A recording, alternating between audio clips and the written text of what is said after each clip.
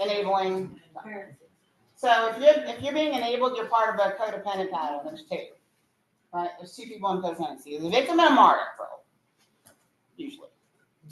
So who's the martyr in a codependent relationship? The enabler. The enabler? Mm-hmm. Okay. Are you the martyr in anything? I mean, like the enabler, the one that everybody goes to for everything? Huh? Sometimes. Yeah? The enabler? Yeah. Are you? No? Okay. So we can be both. It goes back and forth. So the martyr is a self-sacrificer. So self-sacrifice is putting other people's wants over your own needs. Right? So example. I'll use the movies again. So let's say me and Natalia, right? So we're going to go, she wants to go to the movies. And it's a movie I want to see too. And she's been here for a year. I just walked in yesterday. All right? Natalia says she doesn't have enough money to go to the movies. But she really wants to go. And she's telling me how much she wants to go. And I might have, I think I have maybe $20 in my pocket for, the duration until I got a job and all that stuff, which takes a while, right? So I'm like, I really want her to be my friend. She's been here a while. She's a house manager and all that stuff. I want to get in good with her. So I'm going to say, okay, Natalia, I'll pay for us to go to the movies then. Right? So we go to the movies, I pay for everything. And we watch the movie, come back, and I have nothing left. And the next day, she's sitting there with a roast chicken while I'm eating noodles. And I'm resentful. I'm like, can I have some of your chicken? She said, nope. So I'm stuck there with my noodles, right? All mad off my noodles. So whose fault is that I'm mad? Yours. My fault? Yeah. Yeah. So it was about me, right? It's not. I don't care if she goes to movies or not. I wanted her to like me. There's a bunch of me in there, right? Mm-hmm. I want her to like me. I want her to be my friend. I want to belong. It wasn't like I want her to see this movie. I didn't care if she saw a movie or not. I saw an opportunity to manipulate, and that's what I did. Right now, I'm mad because of my expectations. Yeah. See, I expected her to do the same for me, right? But we didn't communicate that. She never said, "Okay, I'll pay you back," or "I'll give you some of my chicken tomorrow." I'll share my chicken with you. This actually happened to me. Anyway. So so it's my fault. And what have I learned from this?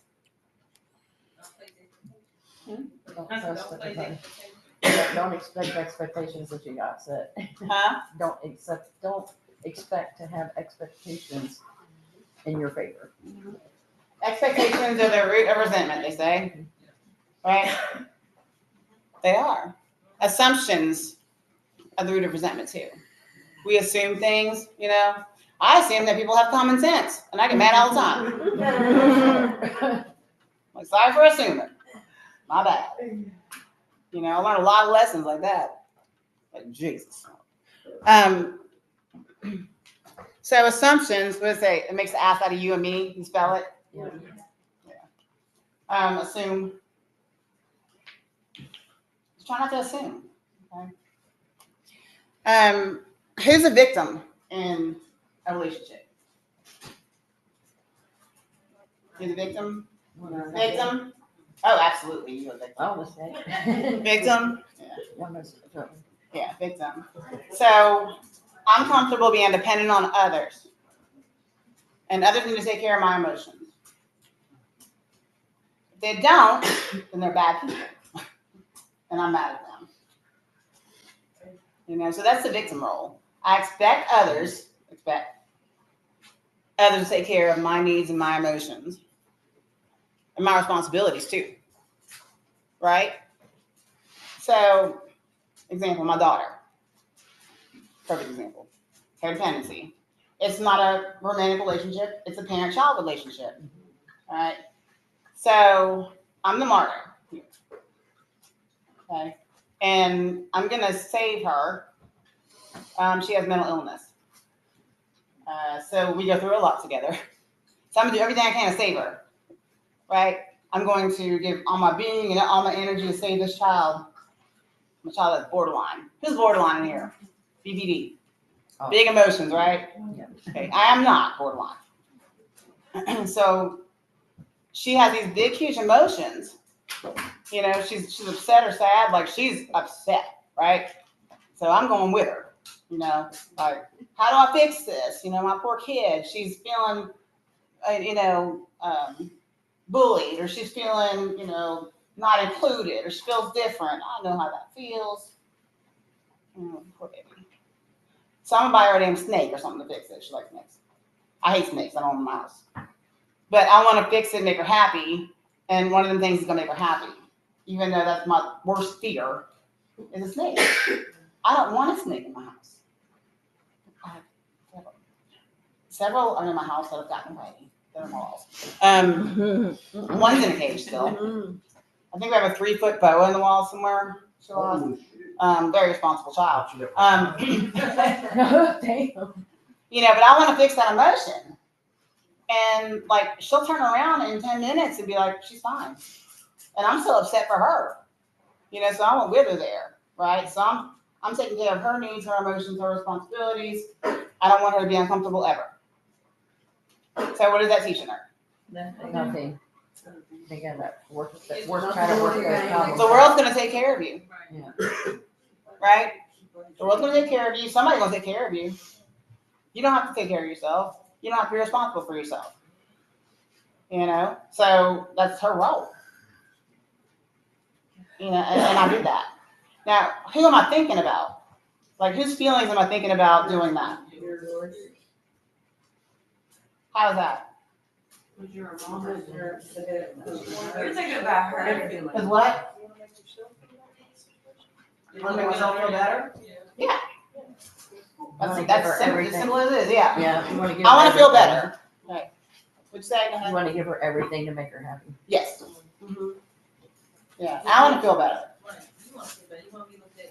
Yeah, I don't care. Like, I don't want to be uncomfortable with her. So like, you get happy real quick, so I don't have to be uncomfortable here. Right? I feel guilty. Because like I said last week, I'm parenting little me. Not being there, when we wasn't there. Mm-hmm. Yeah, like everything that I went through as a kid, like I'm seeing in her, right? I wasn't there. I would, I wasn't there sometimes make up for not being there, give her what she wants, what she needs, because I wasn't there doing such time. So it was me. Yeah. So when you were around, did you overdo with them when you were around them? Because I didn't think they liked me much, so they loved me. Because I wasn't there, so I felt like I was fine. If I said no, they was gonna talk to me. They was gonna call me with a tick, all this crazy stuff about me. So when I did say no, I was like, they're gonna say no. 24 hours passed, like, okay, I wanted to get that fixed because I finally said no. And he was good about it. He'll call me at 4:15. Mom, can you pay the gas bill? Because they're gonna turn it off at 5. Last minute. So one day I just said no. And I'm like, dang, come on to sleep. But then I went to sleep because I had to go to work that night. I should have did. I had it. I just didn't have to pay mine. Well, I didn't have it because I just not pay mine to pay his. And then I couldn't wait to talk to him, after the fact. So did you get paid? Oh yeah, I borrowed it from my homeboy and I've already paid him back. And I'm like, what? Because I never got paid back. And I found out I had to stop doing it. I could say no and leave and be okay. Yeah. But it was a process. And be respected. And not care if they didn't call. Because when they call it for something, he told me they know I was gonna do it. Call it the last one, she got it. It took a lot. And I mean, it's a journey, it's all learning experience, and the journey doesn't end. There's no finish line, like I've arrived, and that's good and bad at the same time. Like, I'm tired of working on myself, right? I worked on my son, I have to try to work on myself, but I gave my son everything he wanted and needed. I was basically his enabler when he took his life. Jesus. You know, I used to be the victim, you know, my active addiction. Like, I was a good victim. It was everybody else's fault. It was their responsibility. Like, my sadness was their responsibility. They did it. You know, they didn't force me to use drugs. They didn't put a gun in my head, right? Took me a while to figure that out because I'm like, you're supposed to blame the parent. Okay, gotcha. You know, like, I can guilt them all day, right? I know exactly what buttons to push to do it. And that's what I did. And it wasn't genuine. Like, I really don't blame them. You know, it was just taking the responsibility off of me. You know, and I knew I could make them feel guilty. You know, so I was a good victim. Very good victim. And then I became the martyr. Right? So, I mean, it's always a cycle, you know, with us. It really is, until we finally learn how to have that balance and set boundaries. And the thing is, like, when we're new, you know, recovered at anything, we don't know how to set boundaries yet. You know, we feel guilty when we set a boundary. It eats at us, doesn't it? Doesn't it tell you? It eats at you, don't it? The boundaries. Oh, yeah. We talk about that. If I tell one of my kids no, right? Which I don't do often enough. But when I say no, you know, like, Lily wants hair dye every other day, which is borderline. Like, it's gonna fall out. And she's like, but I really want to dye my hair this color. It's the last time. It's the last time every other day. I'm like, fine. You know, I have like $30 in my account. It's gonna be $24, whatever. I'll be broke, so you shut up. Right? It's still about me because I want her to shut up. Because I don't want her to learn that, you know, no means no. Right? So I created me a monster. Absolutely. You know, and I'm like, why the big one's not like her? She's my baby. You know, I'm like, move, y'all, my baby. Right? I've done that. I love them all the same, but I didn't realize how I was behaving. She needs more attention because she's mentally ill. I mean, the attention that I gave her probably made her mentally ill, honestly. You know, I had a big part in that, I think. Apple, you know, doesn't fall far. You know, but I'm learning, right? I'm learning about that, and I'm trying to correct it. Correcting it is difficult. Boundaries are hard, especially when you're codependent, right? Because I want to help everybody, so I'll feel better. You know, when you take on too much at work, you know, who does that at work? Who's an overachiever? Overachiever at work? Yeah, I can do everything correctly and perfect, right? And I'll do your job and your job too. I'm a way overachiever. What? I'm Yes, a you way are. overachiever. I don't know if I want to be anymore. Uh-huh. Yeah, you are. Yes.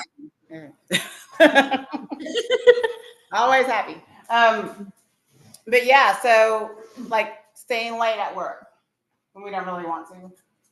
You know, like going in when we don't feel good, right? Or somebody asks us to pick up a shift. You know, well, I need to. You know, that's codependency. That's a trait of it, right? So when we're being a victim, a martyr, you know, at work, in relationships, I'll go to the romantic relationships now. You know, that's the last thing I'd like to go to because that's the first thing y'all think about. You know, is romantic relationships. Well, I don't even know that. Me neither. You know, like hyper independence is codependency. It's a codependency trait because you're scared to get involved because you don't have a good sense of self yet. You know, you don't want to be hurt. You don't want that connection. You know, so you're still on a maladaptive path. See what I'm saying? Like I'm the anxious avoidant. Right? So I don't need nothing from you. I'll do it myself. I'll move the refrigerator myself. Right? I'll be damned if I should open a jar. You know, I'll sit there and break my wrist before I do that. Like, honey, can I give you? No, I got it. You should have a camera in my house. It's bad. But anyway, you know, that's the avoidant attachment. You know, that's the fear of abandonment. You know, fear of connection, fear of being vulnerable and being hurt. Right? So I'm just gonna open the jar myself, so I don't have to depend on you. Because if I let you open the jar, that shows you I'm weak. You know, it's little things like that we gotta watch. You know, so if you open the jar, it shows you I'm too weak to open the jar, and I need you. I don't want you to think I need you, so you don't treat me bad. You know, so I'll just make you think I don't need you, you know, to kind of keep you on the string right here, because I can leave whenever I want, because I can open this jar. I don't need you. Sound familiar? Yeah. Strong, independent woman, right? So being a strong, independent woman, like a healthy, strong, independent woman, you let him just open the damn jar. Thanks.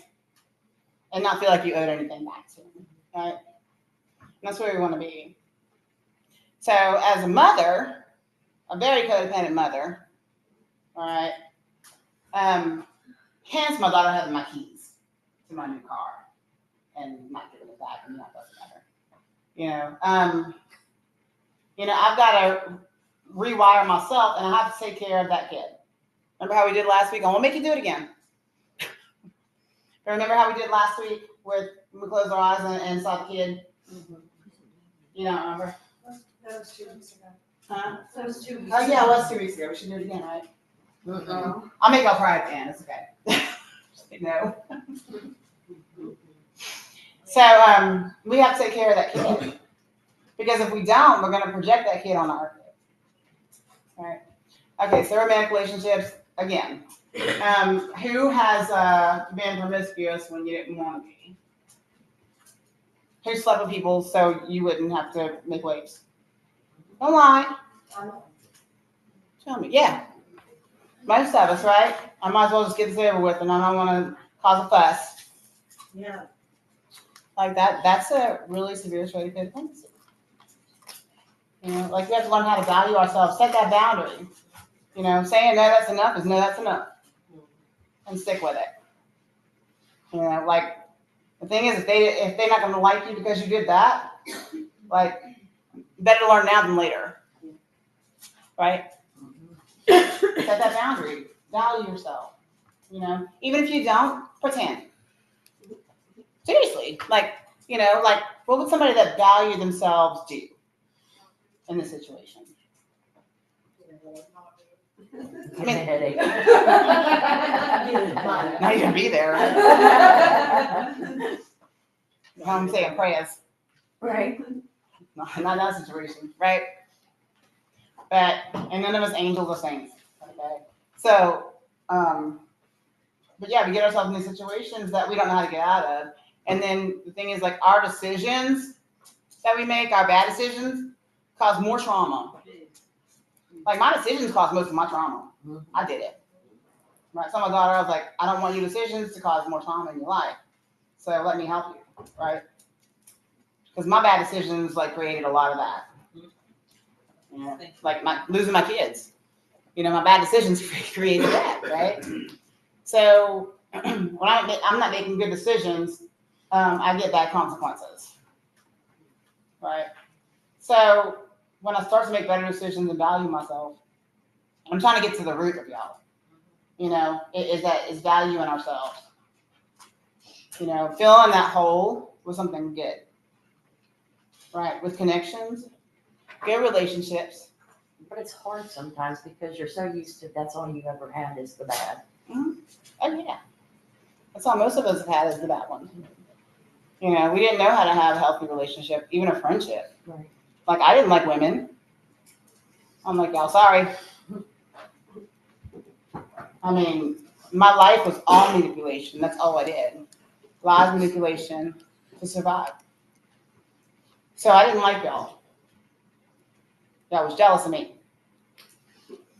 Take my boyfriend, right? Y'all messy. Y'all's a bunch of hoes. Somebody said that before. There's a bunch of hoes. Right.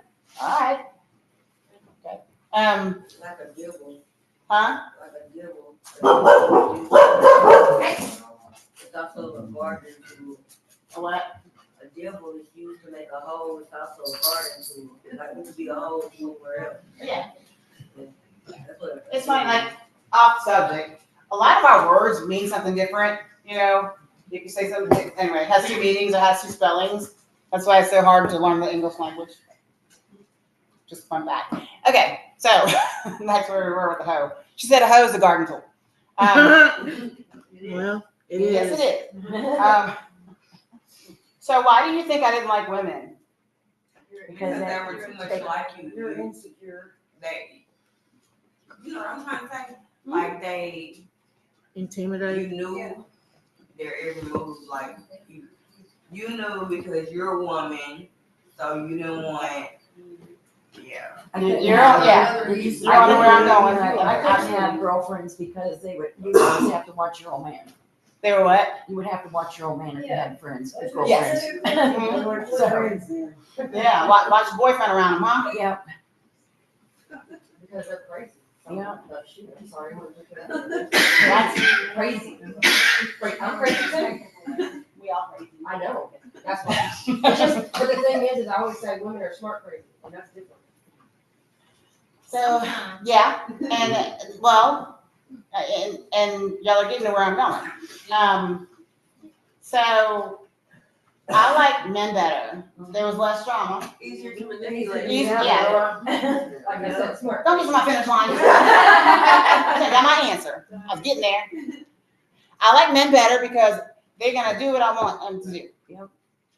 Even if they say they won't, they will. You know, But sometimes. a lot of practice. Sometimes they didn't like us.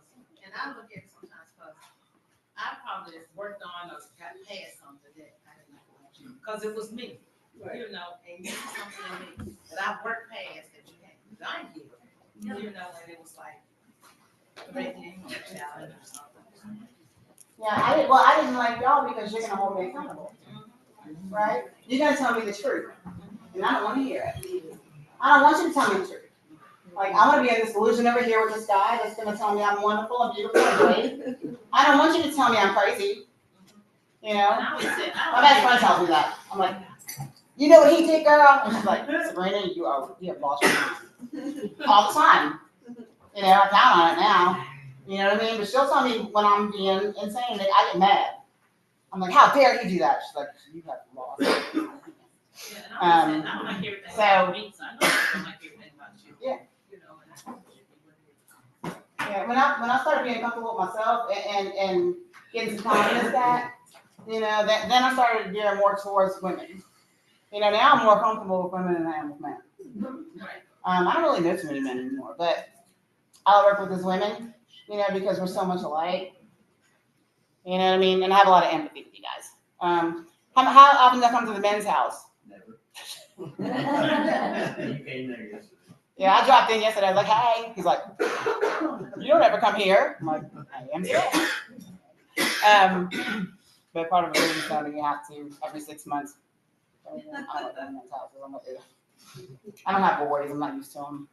So I'm like, knock on the door, make sure they dress for them.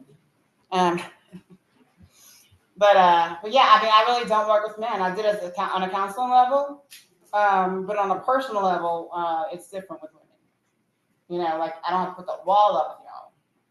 You know what I mean? When I worked with men for a few years, I did. Like I had to put a wall up, and I can only do so much with them. You know, because I had to make that boundary real fast, every time, real fast. You know, like we're not gonna go there, honey. You know, I know I'm pretty. You don't tell me. I'm aware. Okay. But thanks for letting me know. You know, and that would end real quick. So when I got to work with women, I was I was grateful. You know, because I do have to get to share that with y'all and share that connection. You know, and some of y'all, you know, like I get to be your first connection, which is amazing, right? Like the trust, the honesty, the vulnerability that you can be, you know, give to somebody else. You know, who do you have anybody that you're comfortable being vulnerable with? I'm sure the hell don't. Me neither. You have a woman that you're comfortable being vulnerable with yet? Your mom? My sponsor. That's a hard one. Sponsor. Your sponsor? I thought I could trust my mom, but you know, it's supposed to be mom and daughter confidentiality, but the whole world knows.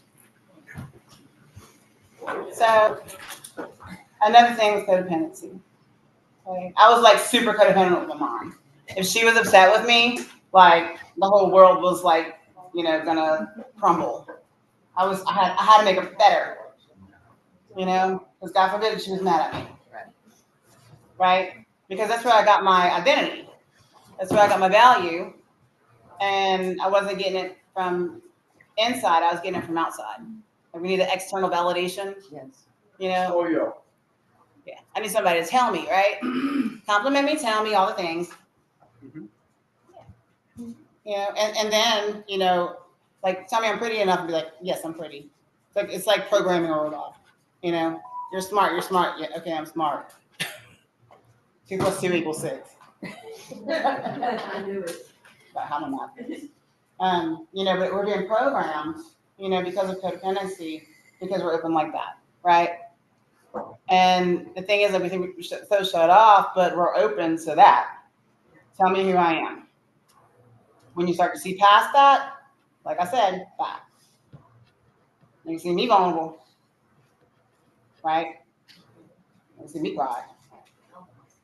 Yeah. When we talk about schemas, we'll talk about the stuff too, but like awareness is 99% of the battle.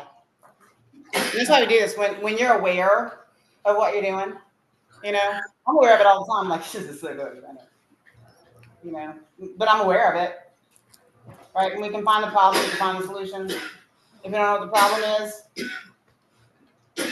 you know, we're going to be reaching everywhere for a solution. You know, that doesn't fit the problem anyway, because we're not aware of it.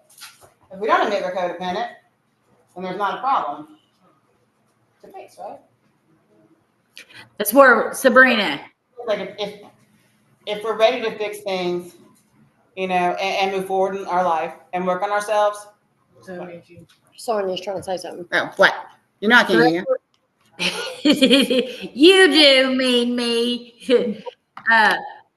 That's where steps comes in. Working on yourself to see what all you're codependent about and what all, because you don't, there's a lot of things I didn't realize, you know, about like attention seeking, you know, I didn't realize that was, well, maybe at the time, I guess it was to make me feel better, but I didn't realize that it was, you know, going to make somebody else feel bad, that it was going to be, you know, so that would have been like a codependent thing. I've got a Celebrate Recovery sponsor, a NA sponsor, and 2 accountability partners. I mean, like I was a hot damn mess. You know it. You know it. Mm-hmm. And I was like 60 days in when I met you. So like, and I was still a hot damn mess. So you can only imagine what I was like 2 months before that. Uh-huh. Yeah, I mean, we all do that. That attention seeking comes right after getting clean. Yeah. We get addicted to attention, don't we? I did. Yeah. I was like, oh, I'm pretty again. Yeah. Right? Like Yeah. that flocking around me. I was the NA prom queen. Yeah. Yeah. They called me that. I didn't like that too much. But I mean, that's growth. You know, like I can look back and laugh at it because I'm different today, right? Yeah. But that's how we learn. Like we look at our history. Okay, I was doing XYZ back then, you know, because I was feeling XYZ. And when I knew better, I did better. Yeah. Right? We can't beat ourselves up for not knowing. Yeah. Like I didn't realize I was attention seeking. I didn't realize I was looking for outside validation. I didn't realize I was being manipulative. I was just trying to stop. You know, so it's hard for us to get out of that survival mentality, right? And get into like being content, you know, so we can work on our recovery, right? Bam. Brad. Oh God. So hi. What up, fam? So, if you're not, like, if you're trying to learn how to be, like, trusting for others, that's the thing about it. Who's agree with that? Yeah, That's Brad. I don't like it. That's just Brad. Most of us don't. I know, but when it, like, sometimes, because someone told me that Do you I need to, it's do part of you want to be my friend? another, like in another way, like trusting others. Yeah, that's not. It takes a minute. You know, like give yourself time to heal. Give yourself time to be sick. You know, like you don't have to jump into it right away. Like it's a process. It's not an overnight thing. You know, but you're on your way. You're going in the right direction, but don't rush. Because like as soon as I like get there, I'm like You're gonna look for stuff. I look for Oh yeah, I'll look for reasons not to trust you. Yeah. You know, like what do you really want? You know, Yeah. because we're not used to people just loving us for us. Somebody usually wants something, right? I always say it's Mm-hmm. I mean, like you should see my inbox. Can I have? Can I get? You know, do you have? Do you know? That's it. That's all that's in there. That's it. Yeah.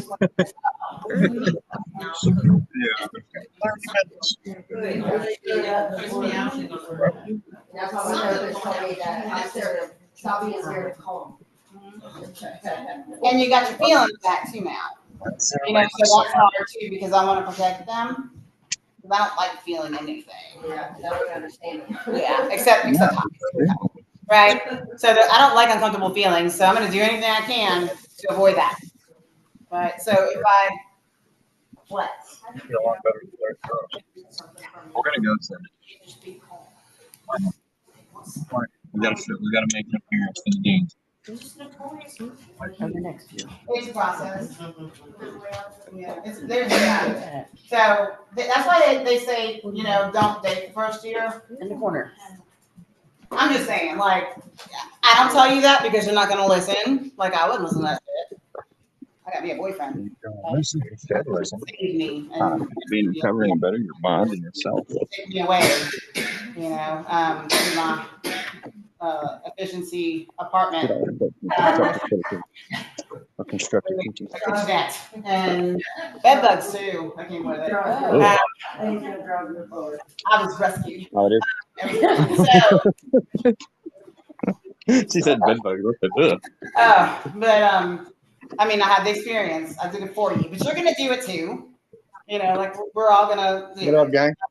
But the thing is, like when I learned how to trust women, people I wasn't romantically interested in or affiliated with, you know, I learned that people didn't want anything from me. Michelle, Wisconsin. You got pit bull? I'm like, what does she want? She was leaving me at first too. Well, I was bad.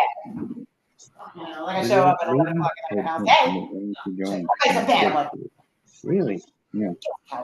You know about this? yeah, but I had to learn how to act, right? But unconditional love. First time I was showing unconditional love. You know, was when I got clean for treatment here. Because love always had conditions. You know, like I have to give you this for you to be my friend and like me or feel important. You know, and I had to learn that I was valuable enough to be loved without people wanting anything from me. And I put in the meat in my Like internal stuff. It's every Sunday. Because we're used to that. Like, why would they like me besides, you know, what I can get? When do they meet? They meet at the Clinton house every Sunday. I mean, what time did you can get in there? Oh, 6 o'clock. On Sunday? Yep. Yes, sir. When I was too much as a kid. No, I'm telling you, mute it. Turn your sound off. If she hadn't left me that day, I was banished. Go to your room. Go cry it out. Go. I don't want to deal with you. Yeah. I think that. Which led me to. I hit one button. I love her. Don't get me wrong. I'm very dependent on her. That's what I said. My good friend. Yeah, like we translated that as, you know, like I'm not worth unconditional love, you know, consistent love. And we gotta remember, like our parents, well, we get it from somewhere. Okay, so we gotta give our parents a break, right? Because like they're people too. And I feel like most parents, not all of them, don't yell at me, but most are doing the best they can, the best they know how, you know, based on what they know. I think most of them are. Yeah. And I mean, she might have been bipolar. You know, like a bipolar parent is very, very difficult, and it can make you have a anxious, avoidant attachment style. You know, so we're like anxious, like love me, as long as you love me from right here. and don't get too close. But you can love you from right there. All you want. You know, but that's anxious avoidance because if I love you back, you might leave me. You know, because I'm not worth loving unconditionally, and if I don't have anything to give today, right? So, I mean, and I watch people do it. You know, they go back and forth. You know, I watch y'all do it with people, and like you'll be busy for a day or whatever, and they'll come back like, "Where you at? Why you not texting me? Why you not calling?" Just forget it. Have a blessed life. They wanted something from you. They weren't in it, you know, unconditionally, right? So go ahead and have a blessed life. So you too, honey. You know, because you want that unconditional love. You are worthy of it. You are, and it's real, right? I talk about non-attachment. I'll go down that rabbit hole another day. But the gist of it is like unselfish love, right? So take Taylor, right? So we got non-attachment right here. Like I love Taylor no matter what. No matter what she does, I don't want anything from her. But I can separate myself from her and love her exactly as she is. If she messes up, still love her the same. If she doesn't meet expectations, still love her the same. That's a non-attached form of love. And that's the most pure love you can give. Right? Like think about it with your kids. You know, like, yeah, we expect stuff or whatever, but we're always going to love them no matter what they do. You know, and to find that in a partner, you know what I mean? To have that trust that you're not going to hurt me. You know, that trust that you're not going to blindside me. Who've been blindsided before? Mm-hmm. That sucks, don't it? Yeah. That's some trauma. Yeah. That's traumatic. So I'm always watching. By my own knees. Yeah. You say you weren't at so-and-so's house. Get on like you're 60. Mm-hmm. You know, you zoom in on another location. Right. It was a house. Both doors. Yep. Bird's eye view. You know, like somebody's house. You know, that's not a place. I'm stalking. Why you at Popeyes? You know, Yeah. like you're Popeyes. Give me some chicken. Right? Bring it to me. Make sure that nobody else is getting chicken. You know, but we do stuff like that because we have trauma. Like we get blindsided with people. People hurt us. And remember, don't invest more than you have to give. Let me say it again. Don't invest more than you have to give. If you don't have it to give and you don't have it extra, don't invest.